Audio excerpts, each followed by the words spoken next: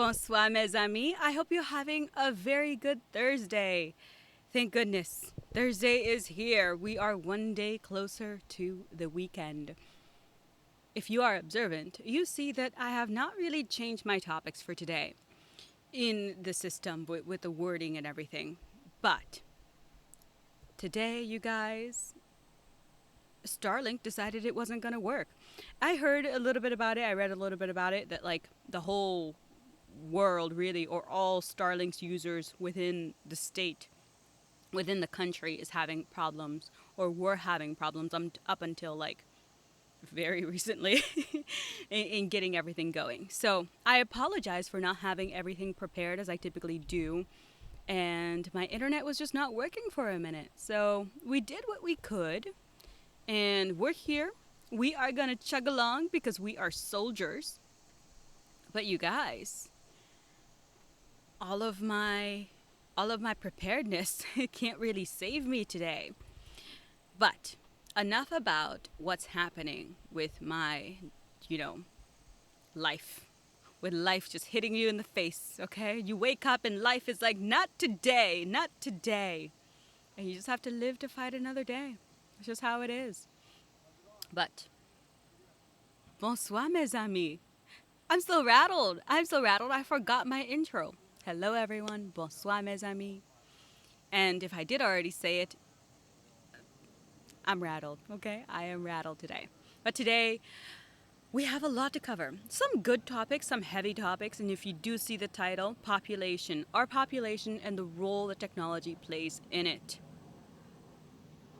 If we want to talk about population and how many people we have in the world, one way or another, technology has contributed to either A, keeping the population as high as it is, and B, getting the initial boom, the initial boost into having the amount of people that we have today. The harvester, we talked about the harvester and how grain was harvested by hand prior to having this machine. So that's a major change in being able to feed everyone. And then we talked about the microscope and us being able to have technology to detect certain viruses and pathogens. And then we are able to gain like basic things like penicillin and just ability to, stop an infection in its track. That ability alone saved like so many people. And other inventions as well helped with keeping things clean, just sanitization, all of that has contributed to the population of the world as it is today, not counting the technology that we do use to keep people artificially propped up. Think of the gas tank that you use. If you are a person who uses those oxygen tanks, that is technology keeping you alive. Or if you have a wheelchair that you use, if you go to the hospital, everything that we use and all this technology that we have today is contributing to the population and how abundant we are in this world today. Even with everything that's going on, we still are very much an abundant world. Magnox nuclear reactor. Fascinating. Chernobyl. Think Chernobyl. It's a little dark. It's a little dark to think about something like that, but some of these things, we get the good with the bad. But for the nuclear fission, by the way, there's a difference between fission and fusion. I know. They just want to make our lives difficult. From what I understand, fission, we are trying to separate things in this action. And like if you think of like a pinball hitting, or if you play pool, think of like a pool hitting all of them together in one little mass, and it just disperses and makes them go bigger, and there's motion and just they widened. That's like fission. There's more. You're creating more. The way that it is like pinged against each other, or they hit against each other, and then more come about and they gain acceleration, hitting more and more, and then you split. I know, there's so much to go through, but the electrons and protons and the nucleus and nuclei is just plural for nucleus. But anyways, That's fission. Fusion is adding things together. Think of like Asian fusion. That's what came to my mind. That you're adding different ingredients or you're adding like smaller ingredients to create a bigger whole. With both of these things, you're creating energy. But how it is created is different. Fission, we are just kind of taking away if you think about it. And then fusion, we are adding. I know, very, very odd, but there's a difference. And I think the scientific world is built, the medicine world as well, I think it's built to confuse us because I'm just, there's this word I've been trying to learn how to pronounce, and I'm telling you, you guys, I practiced it like 10 times. I still don't think I have it right. I really don't. But I'm going to go off the cuff today, okay? We are just going to look at these processes in real time. And typically, again, I have things set up for you and I have these videos ready to be pulled out. But unfortunately, Starlink woke up and was like, no, I'm going to be a fussy baby. And I'm like, ugh, fine, whatever. I don't have a choice. Although I am leery of technology, meaning that like I'm afraid sometimes of what could happen and everything that is so dependent upon it. I'm very much dependent upon it. I'm talking to you over the internet, online. I know. What am I thinking? Am I really thinking that I'm going to be able to escape this? It's crazy. But my whole world, I was like, oh, I was on the ground for a minute. I was like, no. I'm not going to be able to stream today. It's just gonna be I prepared all day. I'm a bit of a drama queen sometimes, okay? This was one of my drama queen moments. But this video, we're starting with nuclear fission. I just wanted you to see a quick depiction of what I'm talking about, and you get the idea in your mind, okay? Righty. Unstable radioactive nuclei. Nuclear fission.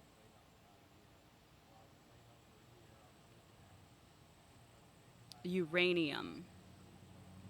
There are two different types of uranium. Uranium 238 and then 235. Energy is radiated. Okay, I think it's talk. Nuclei, which occur naturally, sometimes emit strong radiations, especially in isotopes of uranium, like uranium-238. I just wanted to see a depiction of it. So, we did a good job. Let me just see for this video.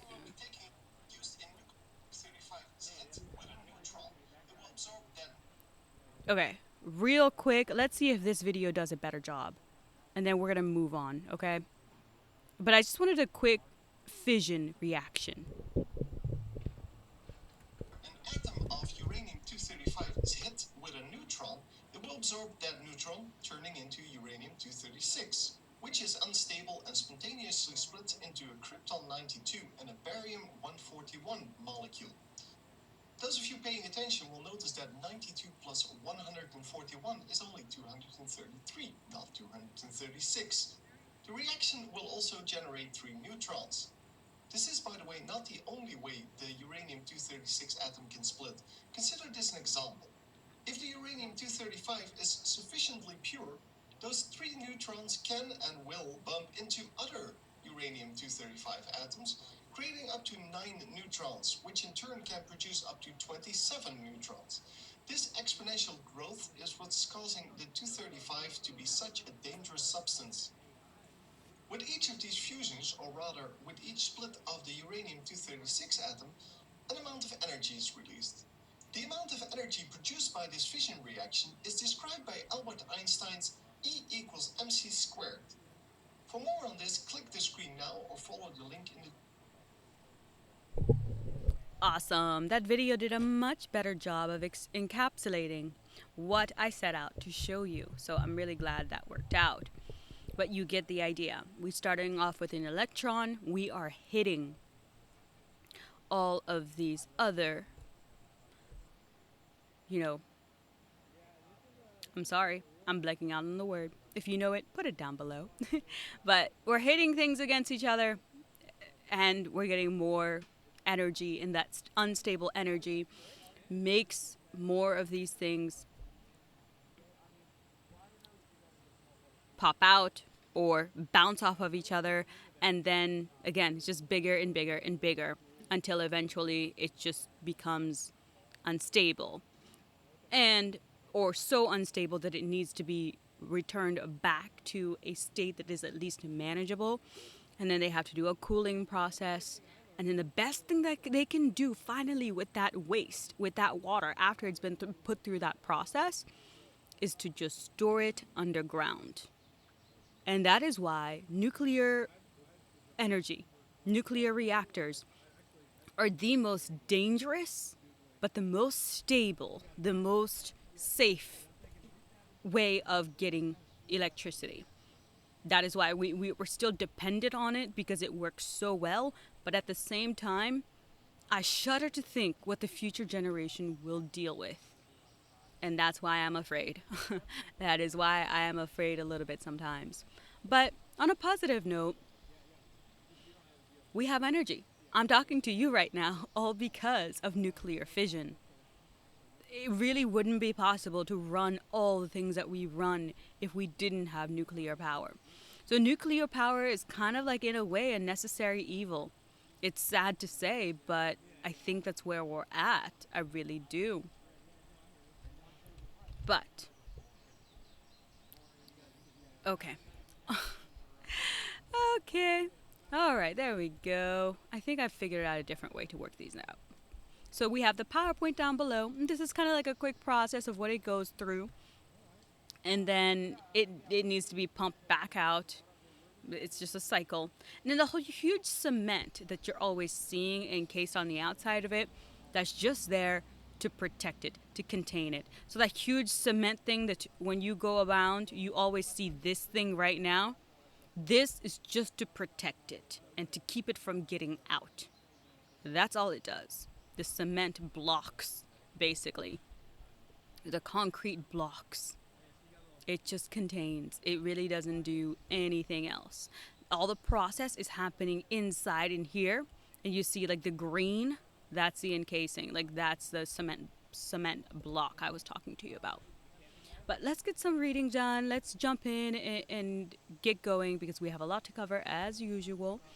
And we simply, I don't think we have enough time to joke around too much before we get into the material. La la la la la. There we go. Reading mode.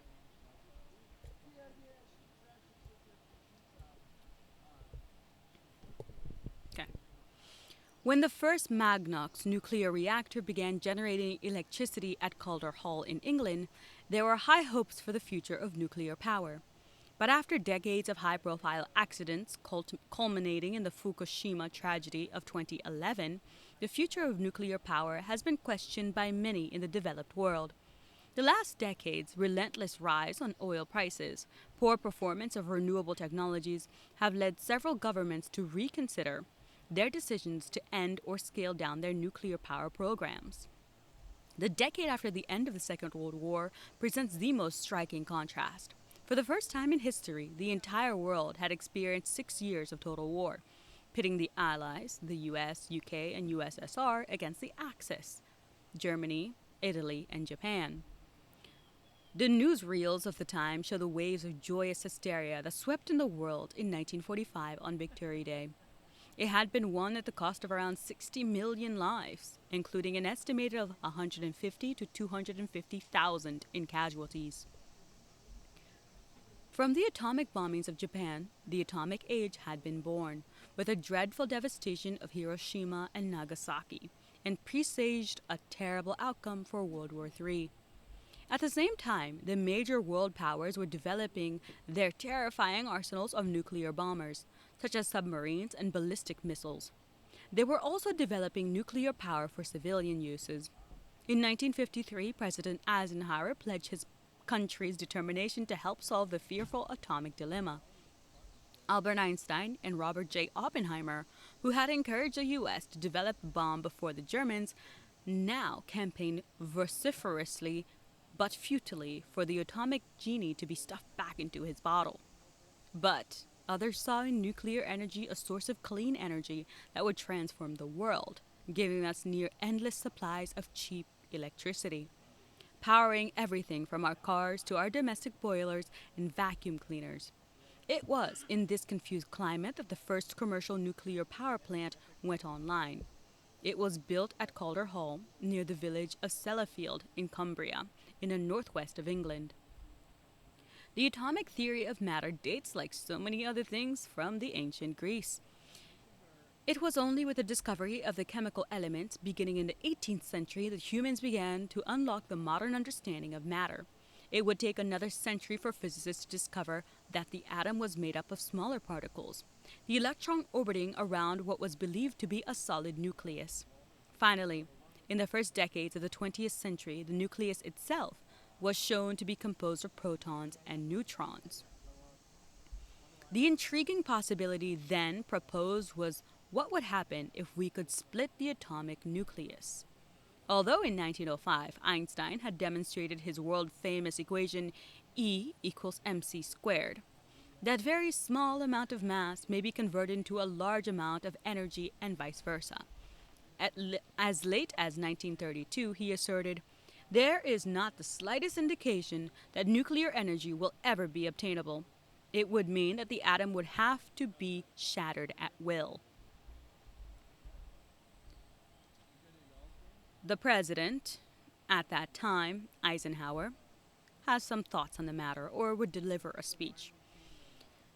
This is Eisenhower's speech, or quick quotation of that speech.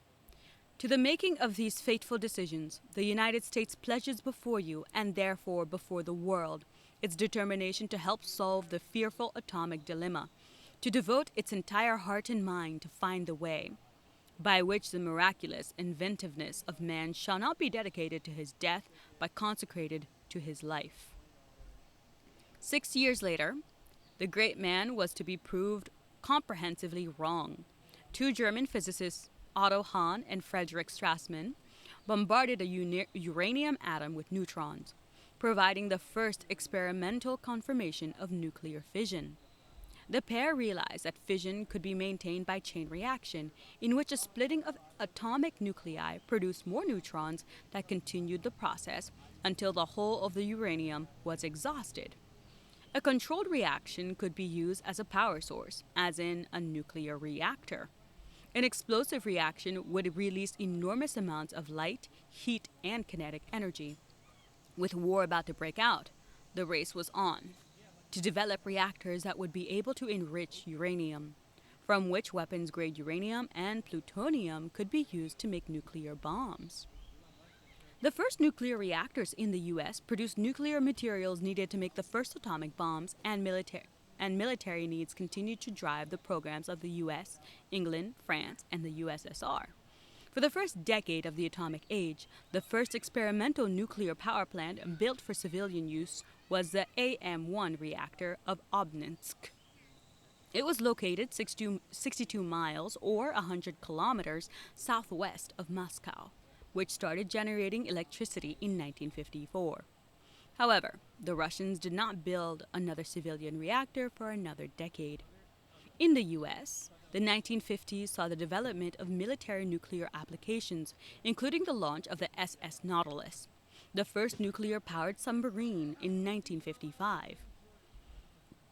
In October 1956, Queen Elizabeth II opened the world's first large-scale commercial nuclear power plant, the UK Atomic Energy Authority, between 1954 to 2004. Calder Hall Power Station initially operated one Magnox reactor. It produced 60 milliwatts. I want to say milliwatts, but I'm uncertain about that. So help me out with that one if you do know it. It produced 60 milliwatts of electricity, later increased to 4 reactors producing 200 to 240 milliwatts. For the first 8 years of its operating life, Reactor 1 at Calder Hall served the dual purpose of producing electricity for the national grid and plutonium for Britain's nuclear weapons program. In total, 11 Magnox power plants were built in the UK, and a further 2 were exported to Japan and Italy. Calder Hall was decommissioned in 2003, having operated continuously for 47 years with no major mishaps. The Magnox reactor had a simple design, which was an advantage from the point of view of safety. Like other nuclear reactors, the Magnox was powered by uranium. The reactor core was encased in a pressurized steel or concrete containment vessel in order to keep the nuclear reaction under control. To slow down the neutrons, the reactor had a graphite moderator core. The Magnox alloy clad fuels rods were inserted into vertical channels that ran through the core. Boron control rods could be inserted to absorb the neutron and halt the nuclear chain reaction. Using natural uranium meant that the fuel elements had to be changed more often, but the reactor was designed to allow refueling without a complete shutdown. Once a reactor was turned on and the fission chain reaction began, the core reached extremely high temperatures. Cooling the reactor is needed to avoid a catastrophic core fire or meltdown in the Magnox. The coolant used to, bring the temperature down is carbon dioxide.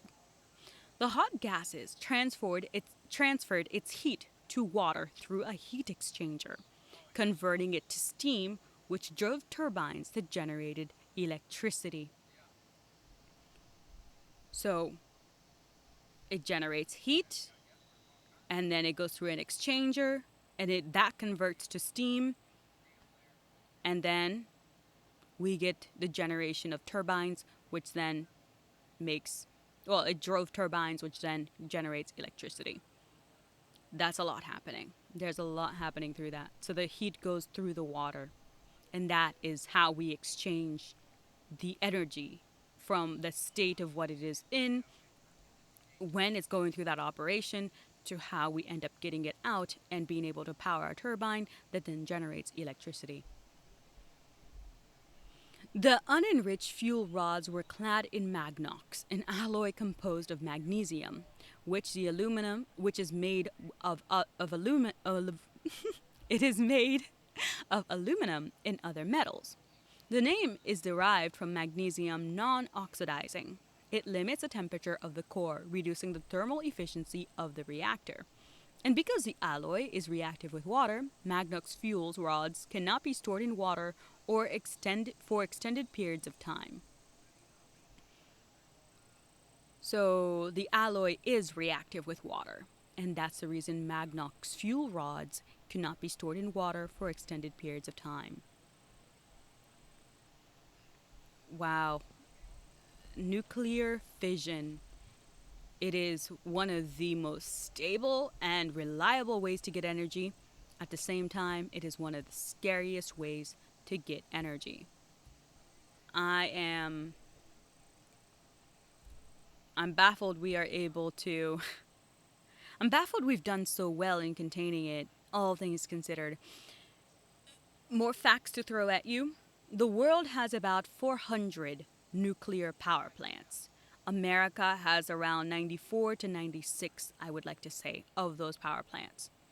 Yes, you know about Chernobyl. That's, I think, why so many people fear nuclear power for so much. Because if things go wrong, they will really, really go wrong. That's how powerful this is. It really is that powerful. We're going to look at the pictures one more time. So this is like a panel of what these guys are using to do everything that they need to do. Of course, this would be controlled through some electronic combinations, because if we're working with such volatile potential, like things that can like really harm people, you think like having a different way or having a way to like be removed from the controlling process to not physically be there all the time, I think would be a wise thing to do. I really do. I think we all agree.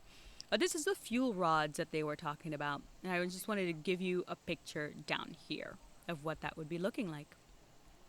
And these are the men who invented this: Otto Hahn and Frederick Strassmann. So Otto is here. I tried to make it, self. I try to make them correspond. He's here. Otto is here. Frederick is here. But look at them with their machines. They look like they're having so much fun explaining it to the public. Pause.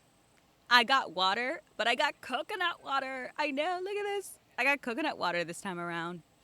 I had to change it. I love Aldi, you guys. I'm telling you all my secrets. I love Aldi. Okay, I live at that place, and every time I go to Aldi, I have to get coconut water. I don't know. Anybody else obsessed with coconut water? Drop it down below. Let me know. Or if you hate coconuts. If you hate coconuts, what do you mean you hate coconuts? Is it a texture thing? Or is it just like you don't like the taste of coconuts? But the nuclear fission reaction is a process that begins when a neutron or other particle strikes a nucleus. This creates fragments of the original nucleus. It also creates new neutrons that can then collide with other nuclei to cause more nuclear reactions. I think it's a bit redundant. The nucleus strikes more nucleus, and then we create more nuclei to strike more nucleus. But we have the process exactly down here, so we can actually go through it. So we're starting with a neutron.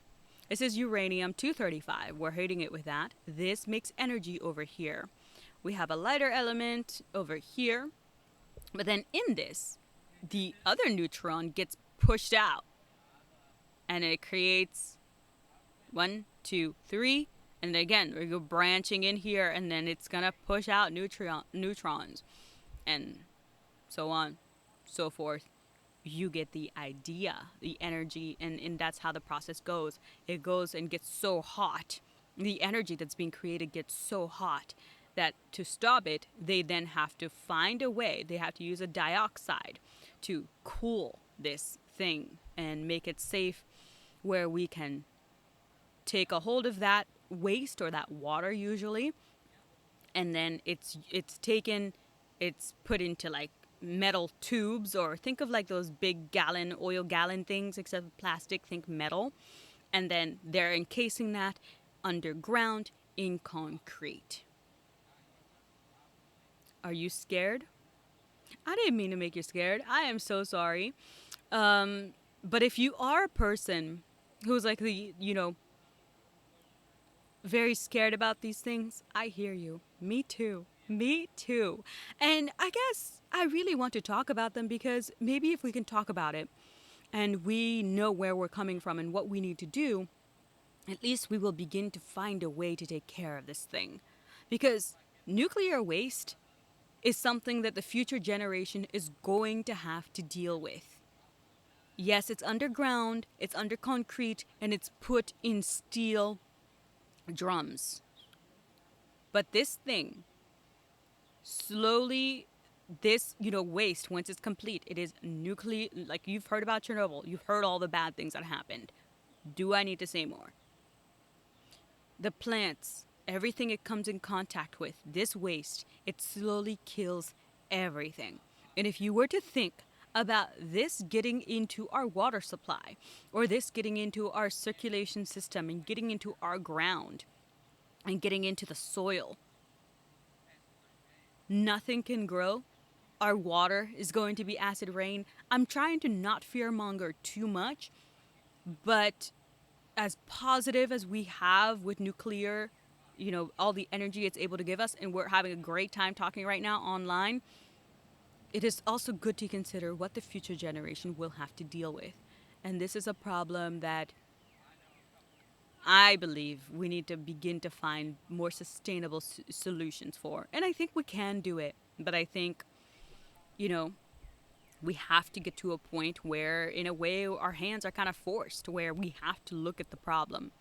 And I hope that it's not something bad that brings us to this, but we can't be sure. We can't be sure how a solution will come about for this. But for the time being, nuclear reactors, they make me shudder. They make me shudder. And what I'm most afraid of is, like, once this byproduct, once we have the energy, the waste, there's nothing we can do. We have not yet found a solution for how to properly deactivate this radioactiveness. But some of the parts that struck me when I was reading some of this is that Einstein and Oppenheimer, the movie that just came out, you know what? This is great. This is great to look at Oppenheimer real quick while we're here. But the very man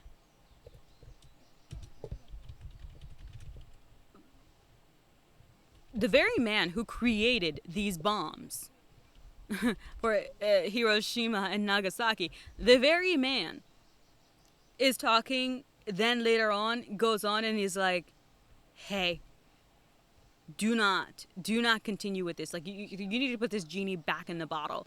Like, war, I think, does something to us. Like, the war just takes the humanity out of us, and after the fact, we then try to be good and have peace and all this stuff. But oh my goodness, when the war was going on, Einstein and Oppenheimer were both like, do what you got to do, US. Make sure you win before Germany does. Like, we do not need Germany winning. But as soon as it's over, they're like, this is a monster, this is a catastrophe, and we've kind of preset the stage for what World War III will look like. Because you also have to think about, this type of technology makes nuclear bombs a possibility as well. I know. And nuclear warheads is a different topic. We're not getting into that one, but it's along the same line.